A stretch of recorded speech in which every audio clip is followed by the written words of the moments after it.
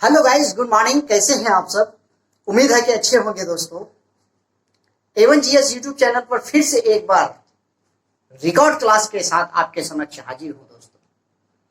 सहायक उर्दू अनुवादक के स्टूडेंट्स, वो स्टूडेंट जो मेंस लिखने जा रहे हैं, ध्यान देंगे। बहुत जरूरी टॉपिक आपके समक्ष लेके चल रहा है। अभी ऐसी टॉपिक शायद आपको कहीं और नहीं मिलेगा, किसी चैनल पर दोस्तों, किसी बुक में नहीं मिलेगी आपको। और ये मैं वो टॉपिक चूज करता हूं, वो मैं खुद लिखता हूं दोस्तों। एग्जाम पॉइंट ऑफ व्यू को मद्देनजर रखते हुए मैं उस चीज को गेस करता हूं कि क्वेश्चन बोर्ड क्या डिमांड कर सकती है आपसे, उसको मैंने आपके लिए मेहनत कर रहा हूं दोस्तों। इसलिए क्लास को शुरू से आखिर तक देखिएगा और देखना नहीं भूलिएगा दोस्तों। जो देखना भूल गए, जुमे पर शिकायत रहेगी आपकी, और शिकायत का मौका ना दें, ताकि कयामत तक जिंदगी भर आपको चैन ना मिले। समझ गए दोस्तों? अगर आपने क्लास नागा कर दिया देखना, तो समझ लीजिए एग्जाम भी आपसे देखना भूल जाएंगे। ये वैसा क्लास है मेरा दोस्तों। लालटेन जला के खोजने पर कहीं नहीं मिलेगी आपको ऐसी क्लास। टॉर्च जला के खोजेंगे, कहाँ है A1GS, कहाँ है A1GS वाले। ठीक है दोस्तों? तो आज का जो टॉपिक है दोस्तों, वो सहायक उर्दू अनुवादक मेंस का एग्जाम से रिलेटेड सेक्शन बी लेके चल रहा हूं मैं। सेक्शन बी यानी अक्तबास। अक्तबास क्या है दोस्तों, कैसे लिखा जाता है, किस पर लिखा जाता है, कितने पैराग्राफ में लिखेंगे या कितने वर्ड में लिखेंगे, उसका अक्तबास जो अनुमान करेंगे वो कितने अल्फाज में होगी। इस सारे वीडियो में ये सारा देखने के लिए, सारा समझने के लिए आपको हमारा लेक्चर 1 अक्तबास का देखिए, लेक्चर 2 देखिए, लेक्चर 3 देखिए, लेक्चर 4 देखिए। आज का जो लेक्चर है वो लेक्चर 5 है दोस्तों।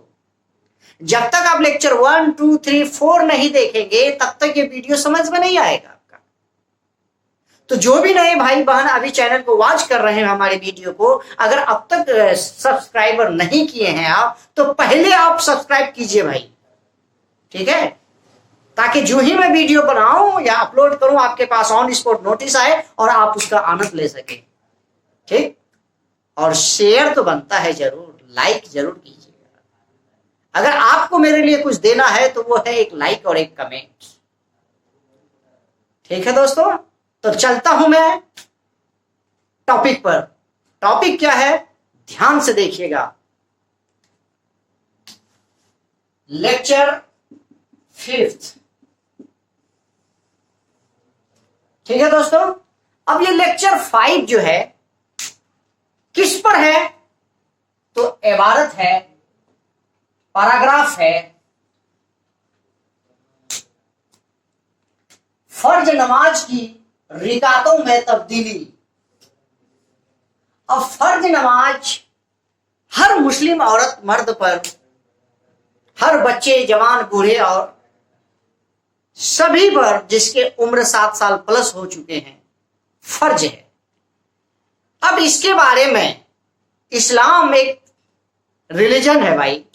इस इस्लाम की ओरिजिन कैसे हुई, कहां से आए, हमारे हिंदुस्तान में कैसे फैला, अगर इसको पूरी हिस्ट्री आप जानना चाहते हैं तो A1GS यूट्यूब चैनल के प्लेलिस्ट में जाइए, और हिस्ट्री के नाम से प्लेलिस्ट बना होगा। वहां पर आप ओरिजिन ऑफ इस्लाम, इस्लाम का उदय कैसे हुआ, वहां मेरा वीडियो ऑलरेडी पड़ा होगा। ओरिजिन ऑफ बुद्धिज्म, बुद्ध का जन्म कैसे हुआ और बुद्ध का जो बौद्ध धर्म है वो कैसे आए, उस पर वीडियो है। ओरिजिन ऑफ जैन कैसे हुआ, ओरिजिन ऑफ सिख कैसे, सभी धर्मों पर मैंने अलग अलग वीडियो टॉपिक बना रखा है।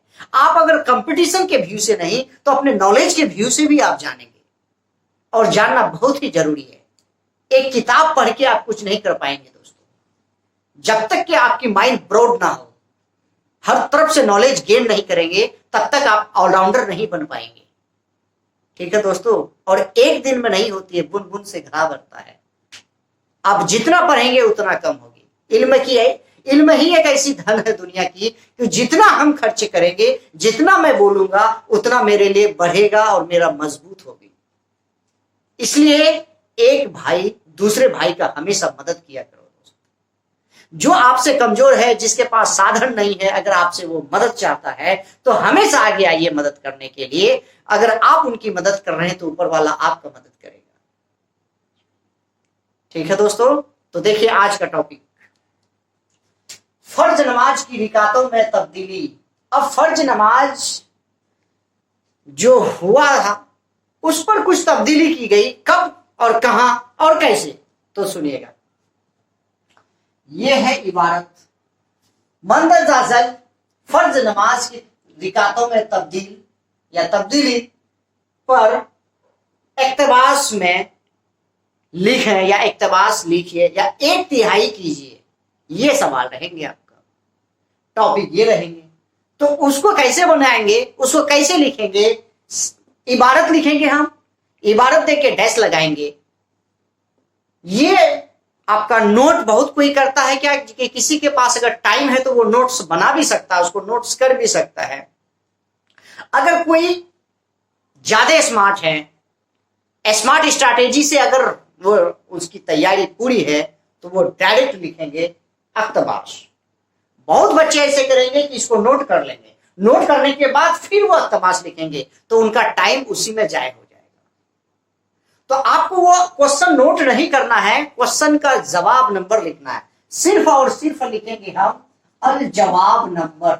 अगर अल जवाब नंबर हमारा 5 है तो हम अल जवाब नंबर 5 लिखेंगे, और 5 थोड़ी सी मोटी देंगे, मोटा ओवर राइटिंग करेंगे हम, क्योंकि उनके चश्मे का जो पावर है दोस्त वो बहुत हार्ड होते हैं और बहुत एक्सपर्ट तो होते हैं एग्जामिनर, लेकिन थोड़ा नजर से कमजोर होते हैं।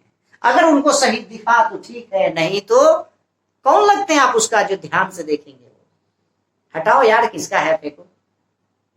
बस आप तो बोलेंगे कि मैं तो अच्छा लिख के आया था दोस्तों, मेरा रिजल्ट ही नहीं हुआ। यही कारण था, क्योंकि ये हाथ से चेक होगा, हैंड राइटिंग चेक होगी, ना कि OMR है कि मशीन में इन किया और आपका कितना सही कितना गलत निकल गया, वो नहीं होगी दोस्तों।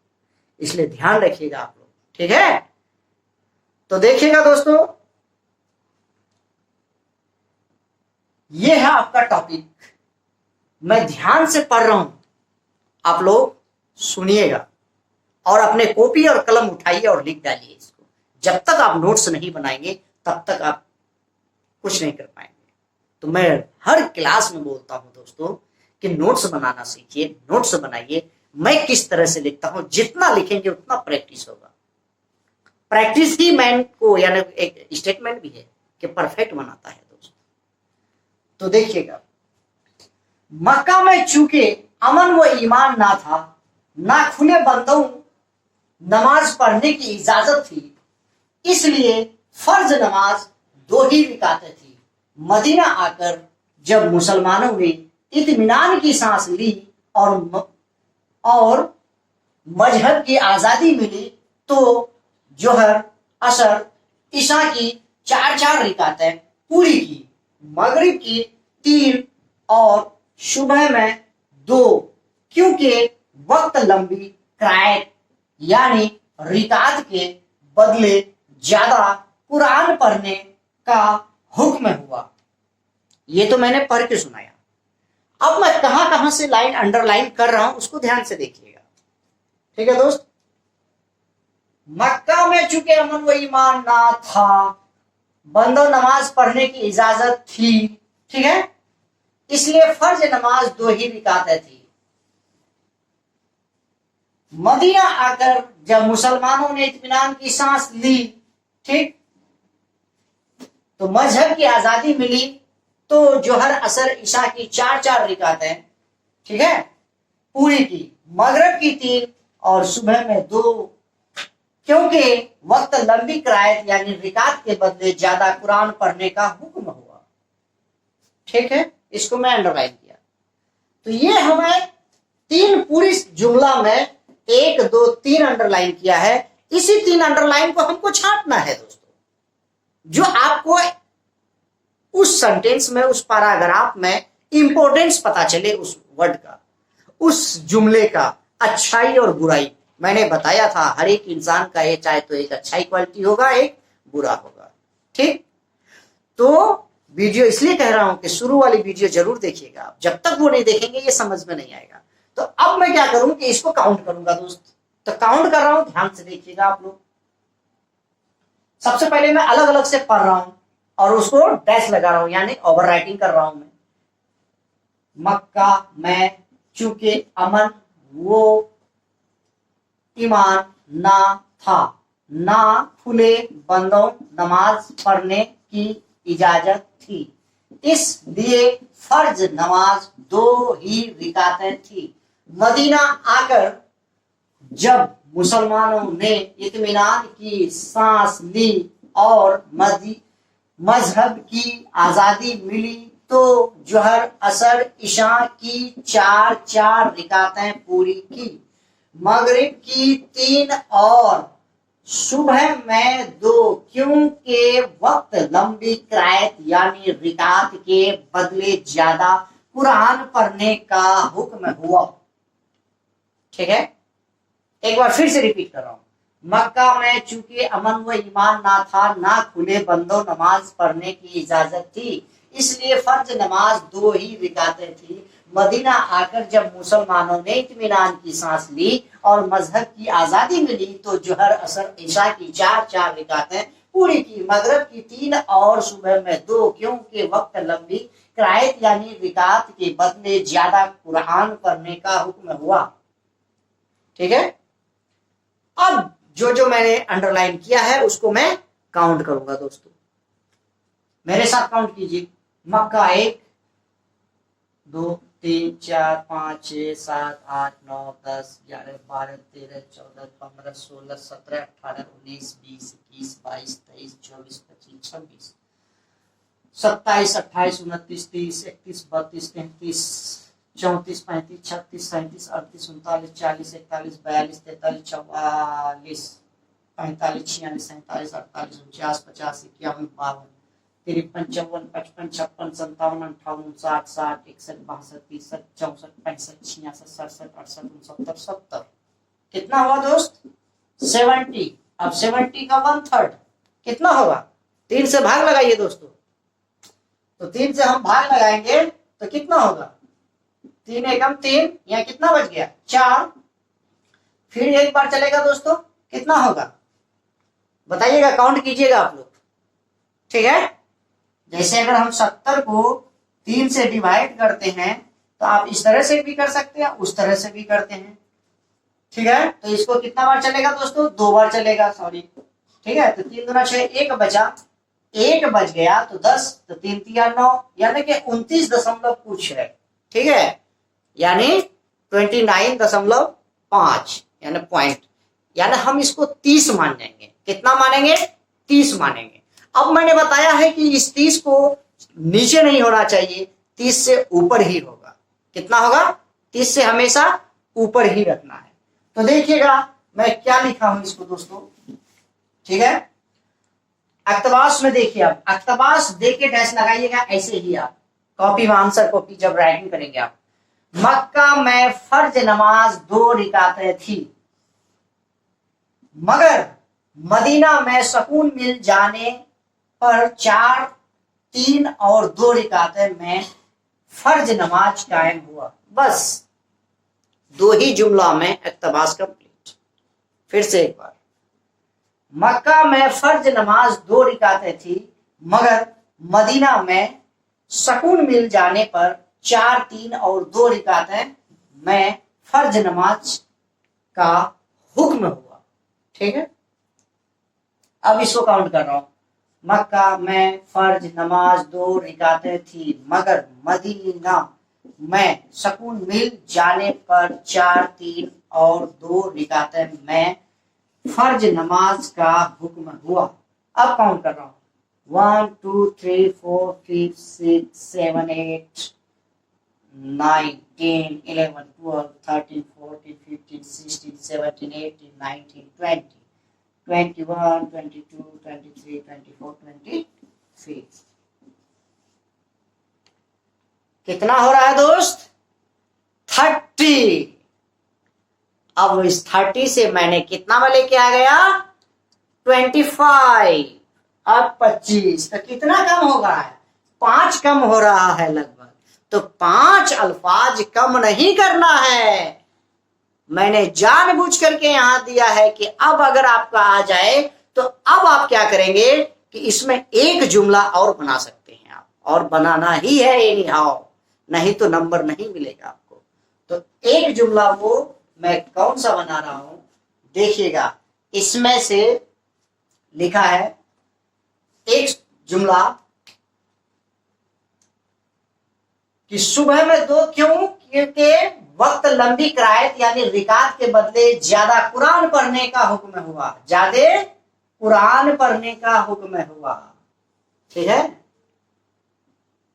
तो इसमें ऐड करेंगे हम,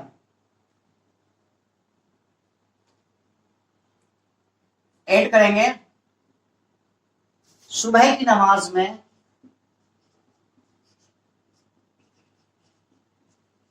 लंबी किरायत के बदले ज्यादा कुरान पढ़ने का हुक्म हुआ। ठीक है, तो अब देखिए यहां हमको 5 बढ़ाना था, लेकिन मैंने हमेशा बोल रहा हूं कि जुमला पूरा होने के लिए अगर 3-4 बढ़ जाए तो कोई दिक्कत नहीं है, लेकिन कम नहीं होनी चाहिए। तो सुबह की नमाज में लंबी किरायत के बदले ज्यादा कुरान पढ़ने का हुक्म हुआ। वो चीज लिखा हुआ है आपके सेंटेंस में, आपके इबारत पर, वही चीज, क्योंकि वो इंपॉर्टेंट चीज था भाई, मैंने जानबूझ के छोड़ा था। देखें आप लोग अब क्या करेंगे यहाँ। ठीक है, तो कितने हो गए, 25 था, 26, 27, 28, 29, 30, 31, 32, 33, 34, 35। तो मैंने बताया है कि हमेशा अगर 30 हो रहा है भाई तो 30 से नीचे नहीं जाएंगे, हम ऊपर ही जाएंगे। इसे कहते हैं हम इबारत, इसे कहते हैं हम अक्तबाश। ऐसे ही लिखा जाएगा दोस्तों। आई होप कि आप सब बहुत अच्छे से समझ गए होंगे दोस्तों। ठीक है, चलते चलते एक बार फिर से कहना चाहूंगा कि जो भी भाई अब तक हमारे चैनल को सब्सक्राइब नहीं किए हैं, बराए मेहरबानी चैनल को सब्सक्राइब कर लीजिए। और एक बात जरूरी कि जो अब तक बुक नहीं खरीदे हैं, बराए मेहरबानी बुक खरीद लीजिए दोस्तों। मैं हर वीडियो में बोल रहा हूं, अगर बुक आपको कहीं नहीं मिलता है, बुक का ऑलरेडी वीडियो मैंने अपलोड किया है, तो आप बुक मेरे से खरीद सकते हैं। आप नंबर दिया हुआ है, नंबर वहां से कांटेक्ट कर सकते हैं। चलते चलते एक बार फिर से वही मेरा स्टेटमेंट कि पढ़ो ऐसे कि पढ़ा सको। तब तक के लिए धन्यवाद, बाय बाय।